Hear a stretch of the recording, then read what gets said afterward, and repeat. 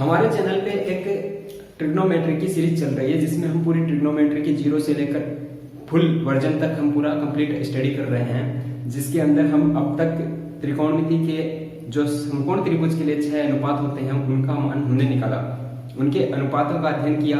उसके बाद में हम त्रिकोणमिति के अंदर थीटा कोण के रेस्पेक्ट में यानी किसी त्रिभुज के एक कोण के रेस्पेक्ट में जो 6 अनुपात आते हैं उनका अध्ययन किया। फिर हमने थीटा कोण को स्टैंडर्ड माना, यानी कि स्टैंडर्ड कुछ एंगल्स स्टैंडर्ड लिए, जैसे 0 डिग्री, 30 डिग्री,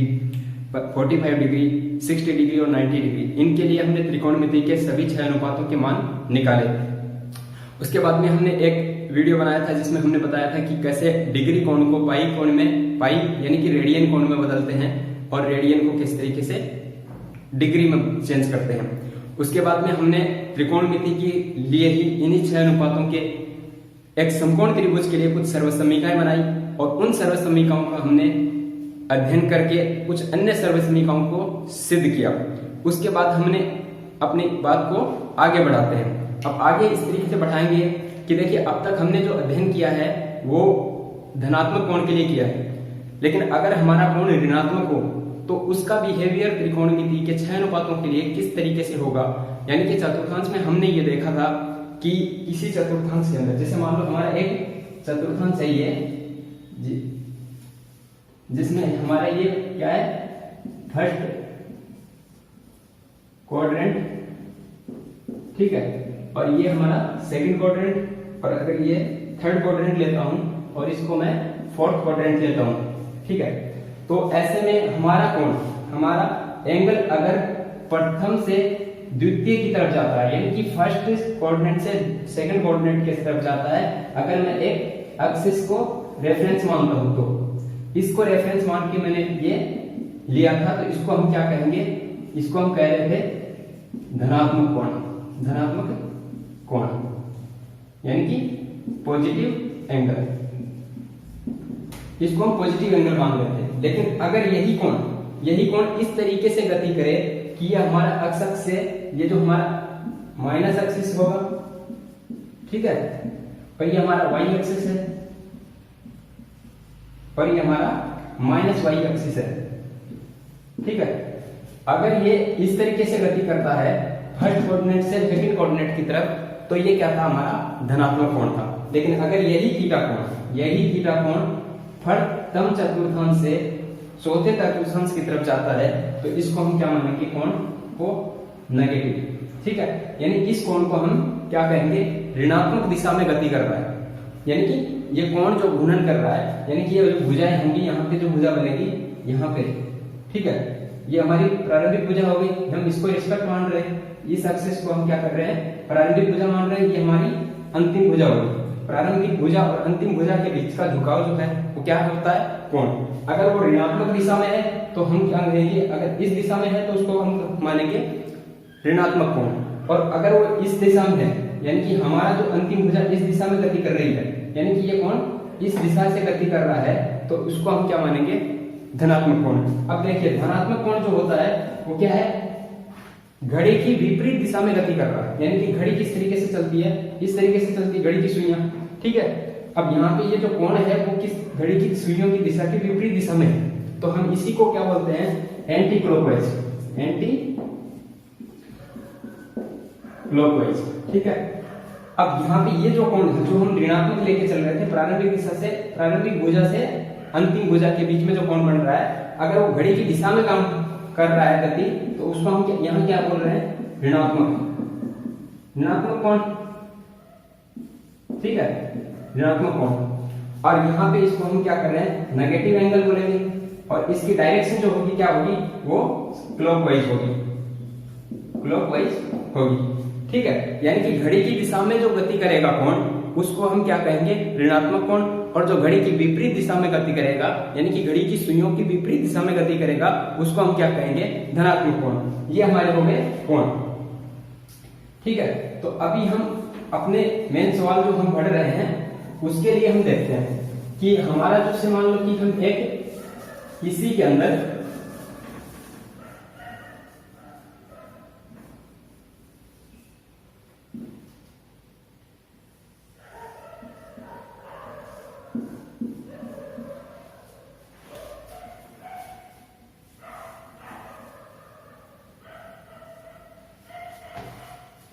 ये हमारा चतुर्थांश है। इस चतुर्थांश के अंदर हम इसको मूल बिंदु, ये क्या होगा हमारा मूल बिंदु, मूल बिंदु O, इसको हम मूल बिंदु मानते हैं। मूल बिंदु इसलिए मान रहे हैं यहाँ पे कि इस तरीके से एडजस्ट कर रहे हैं इसको निर्देशांक ज्योमेट्री में, यानी कि ज्योमेट्री में, कि इसके जो निर्देशांक होंगे वो क्या होंगे, इसके जो निर्देशांक होंगे मूल बिंदु के वो क्या होंगे 0 0, यानी एक्स भी 0 पर है और वाई एक्सेस से दूरी इसकी क्या है 0 पे है। तो इसको हम मूल बिंदु मान लेते हैं और मूल बिंदु मानकर हम क्या करते हैं, एक वर्त लेते हैं, एक वर्त लेते हैं, एक ऐसा वर्त जिसका केंद्र मूल बिंदु पर हो, केंद्र क्या हो मूल बिंदु के ऊपर हो और उसकी त्रिज्या क्या हो, एक इकाई त्रिज्या हो, यानी कि त्रिज्या की लंबाई क्या हो, इकाई हो। मान लो हमारा ये वर्त बन गया, ये वर्त बन गया, ठीक है। इसकी त्रिज्या यानी कि यहाँ ये केंद्र है, केंद्र से परिधि के बीच की जो दूरी होती है वो क्या होती है, उसकी त्रिज्या होती है। अब उस त्रिज्या को मैंने क्या मान लिया, एक इकाई मान लिया, ठीक है, एक इकाई मान लिया, यानी कि यहाँ पे हमारा क्या है, निर्देशांक नीति का मूल बिंदु है। मूल बिंदु से इस बिंदु की दूरी क्या हो गई, इकाई,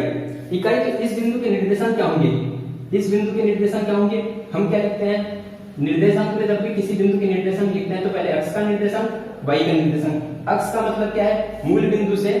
इस बिंदु की अक्ष से दूरी, समझ रहे, मूल बिंदु से अक्ष पर दूरी कितनी है, यहाँ पे 1, क्योंकि इसकी लंबाई 1 है। अब क्योंकि वाई अक्ष पर इसकी दूरी क्या होगी 0, ठीक है, वाई अक्ष पर इसकी दूरी क्या होगी 0।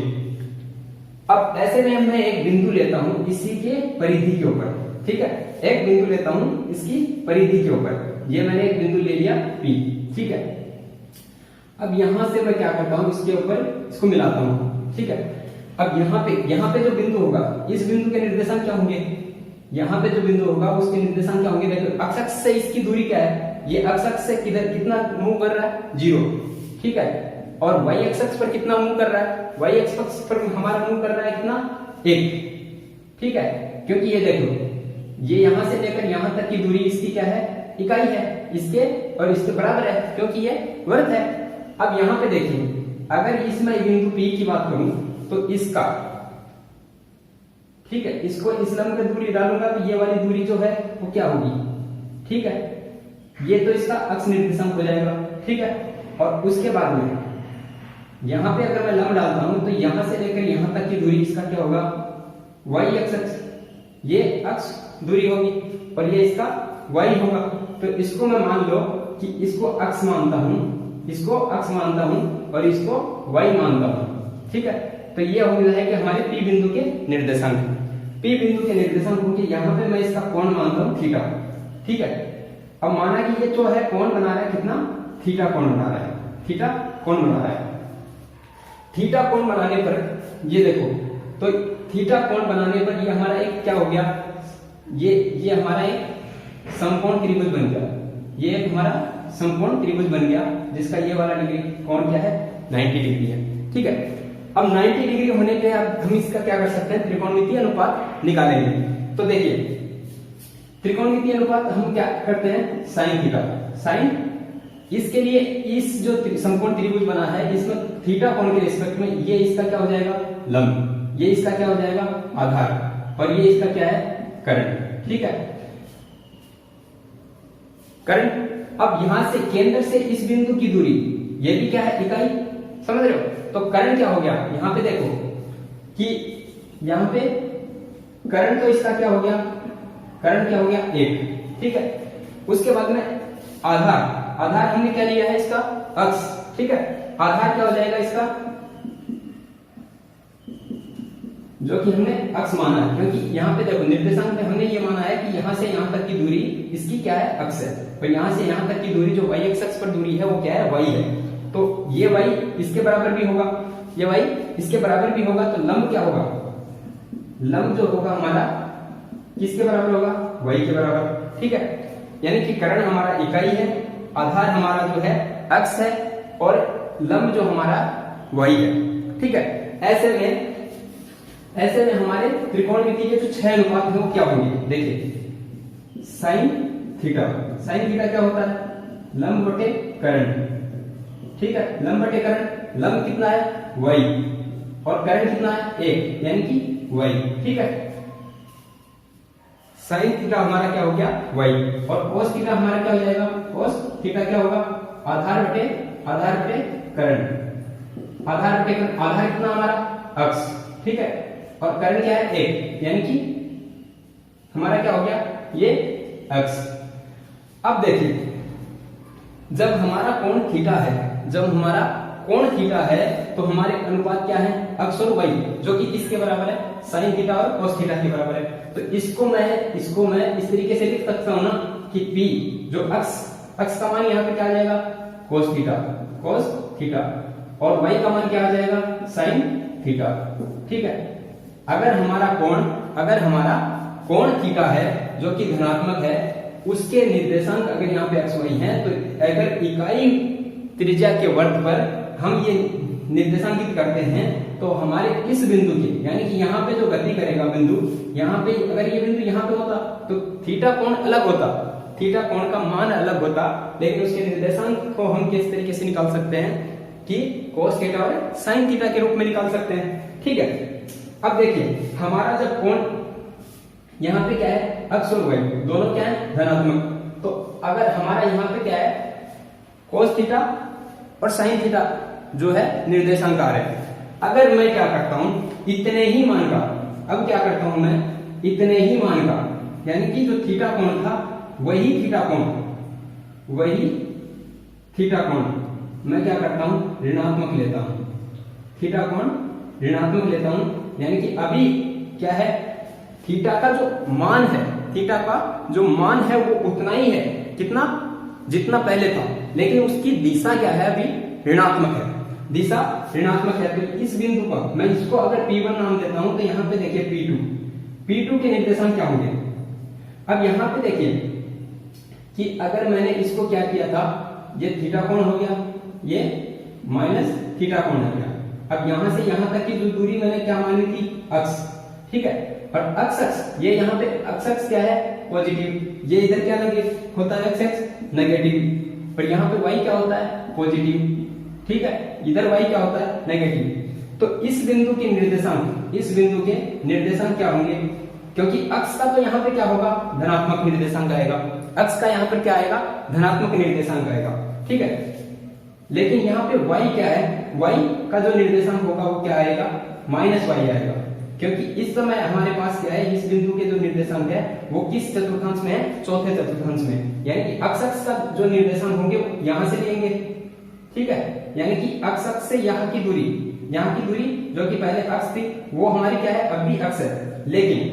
यानी कि y की दिशा जो यहाँ पे पॉजिटिव थी वो हमने विपरीत दिशा में ले रखी है, तो यहाँ पे क्या होगा, ये माइनस y, यहाँ पे ये माइनस y से निर्देशित करेंगे, तो माइनस y, ठीक है। अब हमारे यहाँ क्या हो गए, माइनस y हो गए, और ऐसी स्थिति में अगर हम इनके मान रखते हैं, ठीक है, तो यहाँ पे देखो इस थीटा कोण के लिए, कोण थीटा के लिए अभी हमारे पास क्या है, कोण थीटा के लिए हम त्रिकोणमिति का अनुपात निकालते हैं, तो ये हमारा क्या है, इसका थीटा कोण के सापेक्ष लंब, ठीक है, और ये हमारा क्या हो गया, करण, जो कि कितना है, 1, जो कि कितना है, 1 के बराबर है, अभी भी 1 के बराबर है, और ये यहाँ पर हमारा क्या है, अक्ष, जो कि इसके बराबर है, यहाँ पे जो क्या है, आधार हमारा क्या हो गया, अक्ष, लंब क्या हो गया हमारा, माइनस y, यानी कि ये जो माइनस y हमने लिया था यही क्या हो गया, इसका लंब होगा, ठीक है। तो करण क्या हो गया, 1, लंब क्या हो गया, इसका लंब क्या हो गया, माइनस y, और आधार क्या हो गया, आधार क्या हो जाएगा, आधार हो जाएगा हमारा अक्ष, ठीक है। अब इसके बेस पे, यानी कि जब कोण क्या है, कोण हमारा माइनस थीटा है, तो उस समय हमने क्या किया है, ये मान आ गए। अब त्रिकोणमिति के अनुपात देखिए, त्रिकोणमिति के अनुपात देखिए, साइन माइनस थीटा, यानी कि माइनस थीटा के लिए साइन माइनस थीटा का मान क्या हो गया, साइन माइनस थीटा का मान क्या आ जाएगा, यानी कि साइन थीटा क्या होता है, लंब बटे करण, यानी कि लंब क्या है हमारा, लंब क्या है, माइनस y, ठीक है, और करण क्या है, 1, तो इसका मान क्या हो जाएगा, माइनस y, ठीक है। अब यहां पे देखिए साइन माइनस जब थीटा है, तो क्या आ रहा है इसका मान माइनस। ये मान जो है किसके बराबर है, y हम अगर थीटा के पॉजिटिव के रिस्पेक्ट में रखें तो y किसके बराबर होगा, y किसके बराबर होगा, y का मान हमारा था साइन थीटा, साइन थीटा के। तो इसका मतलब ये हो गया कि साइन जो माइनस थीटा होगा उसका मान माइनस साइन थीटा के बराबर होगा। ठीक है, हमने क्या किया है, y का मान जो है वो पॉजिटिव एंगल के लिए, अगर y का मान हम पॉजिटिव एंगल से रखें तो क्या हो जाएगा, अगर थीटा अगर हमारा माइनस थीटा है तो उसका मान जो होगा किसके बराबर होगा, माइनस साइन थीटा के बराबर होगा। इसी तरीके से हम क्या करते हैं, कोस थीटा का मान निकालते हैं, कोस माइनस थीटा का, कोस माइनस थीटा का, कोस माइनस थीटा क्या होगा। अब यहाँ पे कोस माइनस थीटा यानी कि इस वाले त्रिभुज के लिए, इस वाले त्रिभुज के लिए आधार बटे कर्ण, आधार बटे कर्ण, आधार क्या है हमारा अक्ष, आधार क्या है अक्ष और कर्ण क्या है एक। ठीक है, तो यहाँ पे क्या हो जाएगा, अक्ष यानी कि ये हो गया अक्ष के बराबर। ठीक है, यानी ये अक्ष के बराबर हो गया। तो यहाँ पे मैं इस अक्ष को जब थीटा पॉजिटिव था उसके रिस्पेक्ट में निकालता हूं तो यहाँ पे क्या आ जाएगा इसका मान कोस थीटा, क्योंकि कोस थीटा यहाँ पे देखिए कोस थीटा का जो है अक्ष के मान के बराबर है। तो इसके हम क्या समझ रहे हैं, इससे हम देखते हैं यहाँ पे कि कोस माइनस थीटा का मान, कोस जब थीटा का मान पॉजिटिव है उसके बराबर ही होता है। ठीक है, यानी कि इस चतुर्थांश के अंदर अगर हमारा कोण होगा, इस चतुर्थांश के अंदर अगर हमारा कोण होगा तो हमारा क्या होगा, साइन थीटा का मान जो क्या आएगा ऋणात्मक आएगा, कोस थीटा का मान क्या आएगा धनात्मक आएगा, कोस थीटा का मान धनात्मक आएगा। अब एक चीज बताओ, अब दूसरे जो अनुपात होंगे वो किस तरीके से होंगे, देखिए टेन थीटा क्या होता है, टेन माइनस थीटा लेता हूं, टेन माइनस थीटा क्या होगा, sine minus theta upon cos minus theta. ठीक है, अब साइन माइनस थीटा को मैं क्या लिख सकता हूं, माइनस साइन थीटा और कोस माइनस थीटा को मैं क्या लिख सकता हूं, कोस थीटा। तो इसका ये माइनस में यहां लेता हूं और इसको मैं क्या लिख सकता हूं, टेन थीटा। इसका मतलब क्या हुआ, टेन माइनस थीटा, ये किसके बराबर है, टेन माइनस थीटा, यानी कि टेन माइनस थीटा अगर होगा तो टेन के लिए अगर थीटा ऋणात्मक है तो उसका मान उतना ही होगा जितना कि टेन थीटा के लिए होता है, लेकिन मान क्या होगा ऋणात्मक होगा, यानी कि ये हो गया हमारा टेन थीटा। अब बाकी के व्युत्क्रम जो कोण है, बाकी के व्युत्क्रम कोण, इसका व्युत्क्रम क्या होगा, cot theta, cot minus theta क्या हो जाएगा, 1/10 थीटा, 1/-10 थीटा। ठीक है, नहीं ऐसे समझो कि कोट माइनस थीटा क्या होगा, 10 माइनस थीटा का मान रख दो, कोट माइनस थीटा, इसका मान क्या है -1/10 थीटा। ठीक है, यानी कि क्या हो गया माइनस, इसको मैं क्या लिख सकता हूं, कोट थीटा, यानी कि कोट थीटा। तो ये आपके क्या हो जाएगा, माइनस कोट थीटा। ठीक है, और साइन का व्युत्क्रम क्या होगा, कोसेक अगर मैं माइनस थीटा लेता हूं तो इसका मान क्या होगा, 1/sin माइनस थीटा। ठीक है, इससे क्या हो जाएगा हमारा 1/-sin थीटा, 1/-sin थीटा को मैं क्या लिख सकता हूं, 1/-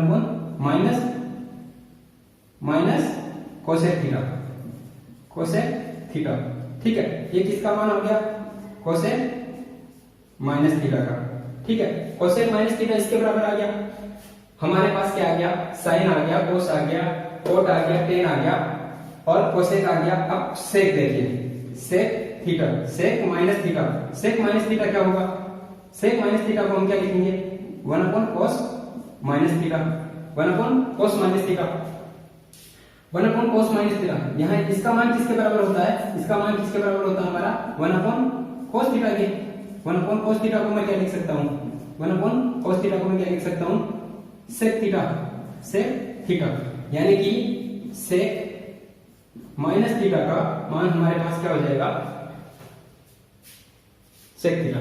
अब इससे हमने ये देखा है इन जो हमने त्रिकोणमितीय जो अनुपात निकाले हैं उससे हमने ये देखा है कि चौथे चतुर्थांश के अंदर अगर हमारा कोण एग्जिस्ट करता है, यानी कि ऋणात्मक कोण जो है थीटा कोण जो है ऋणात्मक में हमारा जो कोण है, यहाँ पे क्या हो गया, यहाँ पे हमारा कोण 0 डिग्री होता है, यहाँ पे क्या होता है पाई2, यहाँ पे क्या होता है पाई, यहाँ पे क्या होता है 3π/2, ठीक है, और यहाँ पे वापस 2 पाई, ठीक है, यानी कि हमारा कोण जो है 2 पाई से लेकर 3π/2 के बीच में एडजस्ट करता है, या फिर हमारा कोण क्या है ऋणात्मक है। तो ऐसे में हमारे इस चतुर्थांश के अंदर चौथे चतुर्थांश के अंदर हमारे cos माइनस थीटा और sec माइनस थीटा क्या होंगे, cos थीटा और sec थीटा, ये दोनों तो क्या रहेंगे, हमेशा पॉजिटिव रहेंगे, ठीक है। यानी कोण अगर बदलता है तो त्रिकोणमिति के जो दो अनुपात हैं cos थीटा और sec थीटा, इनके मान पर कोई फर्क नहीं पड़ता, ठीक है। बाकी के जो हमने देखा, बाकी के जो अन्य अनुपात हैं sin माइनस थीटा, ठीक है, और tan minus theta, cot minus theta और cosec माइनस थीटा, इनके मान क्या होंगे, ये क्या होंगे नेगेटिव, ये क्या होंगे हमारे नेगेटिव मान होंगे। तो इस तरीके से हमने देखा कि अगर हमारा कोण ऋणात्मक होता है, अभी हमने ये देखा था कि कोण जो है ना वो हमारा क्या हो रहा है चौथे चतुर्थांश में है, तो यहाँ पे हमारा त्रिकोणमितीय अनुपात क्या हो गया, ऋणात्मक होगा। किनके लिए,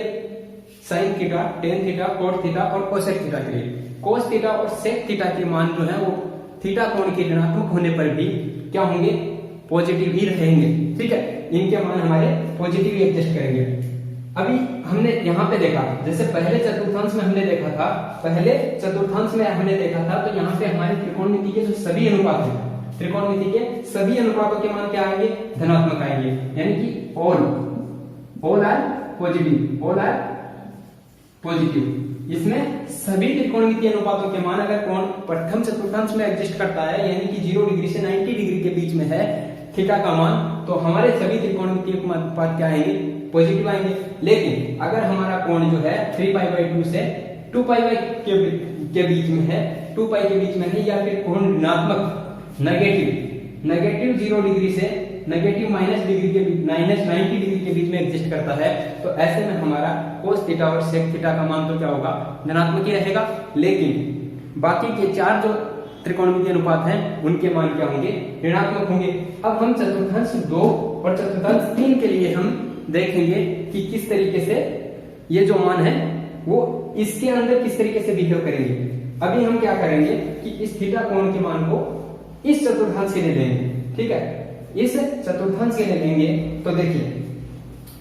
मैं इसको क्या करता हूं, ये जो हमने बनाया है उसको मैं मिटा लेता हूं, ठीक है। अब हम क्या करेंगे, त्रिकोणमितीय अनुपात को हम यहाँ पे हमारा बिंदु को एडजस्ट करेंगे, ये हमारा P बिंदु यहाँ पे लेंगे हम, ठीक है, और एक P बिंदु यहाँ पे लेंगे, ठीक है। और उसके बाद में हम देखेंगे कि अगर थीटा कोण हमारा इस चतुर्थांश में एग्जिस्ट करता है तो उसके त्रिकोणमितीय अनुपात किस तरीके से होंगे, ठीक है। चलिए